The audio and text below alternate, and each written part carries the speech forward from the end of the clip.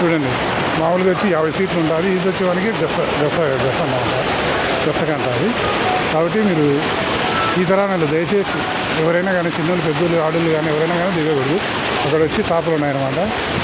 వచ్చి ఆ తాపల నీళ్ళు అయినా ఒక 4 తాపలు లాస్ట్ అంటే ఒక 5 అడుగులు ఉంటాయి, తగ్గున ఒక 3 అడుగులు 8 అడుగులు ఉంటాయి. కాబట్టి ప్రతి ఒక్కరూ పైనే ఉండి ఆ తాపలకు పై భాగమ వచ్చి లోపలికి దిగుతున్న ప్రతి ఒక్కరు స్నానం చేయాలని కోరడమైనది. ఇది భక్తాదులకు విన్నపము, ఇది విన్నవించి చెప్పేది. ఇది వచ్చి మనం ఇప్పుడు ఆంజనేయ స్వామి దగ్గరికి పోతున్నాం. చూడండి ఈ వాటర్ ఫాల్ అక్కడ నుంచి మనము చెప్పినాం కదా ఫస్ట్, ఆ నుంచి వచ్చి నీళ్ళు ఎంతో ఫ్లోటింగ్ ఎట్లా ఎంత ఆహ్లాదకరంగా ఉందో చూడండి. ఇది వచ్చి ఇంకా కన్యతీర్థం. నెక్స్ట్ చెట్ల అవతల కన్యతీర్థం టెంపుల్, వాడికి మనం పోతాము. నెక్స్ట్ ఎపిసోడ్లో చూస్తాం. అది ఇది చూడండి.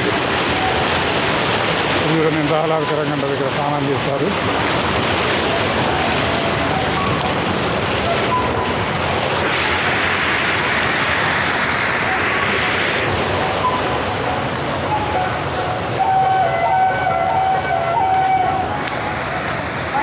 స్త్రీలకు బట్టలు మార్చుకుని గది, స్త్రీలకు బట్టలు మార్చుకునే గది ఇది చూడండి.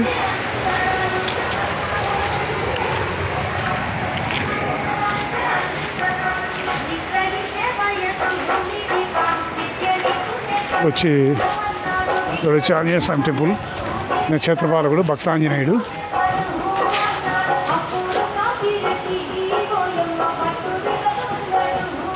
ఇక్కడ వచ్చి భక్తాంజనేయుడు అయినా ఆంజనేయ టెంపుల్ వచ్చి ఒక ఆయన లక్ష్మయ్య అని ఆంజనేయ ఎప్పుడు జై శ్రీరామ్ జై శ్రీరామ్ అనుకుంటూ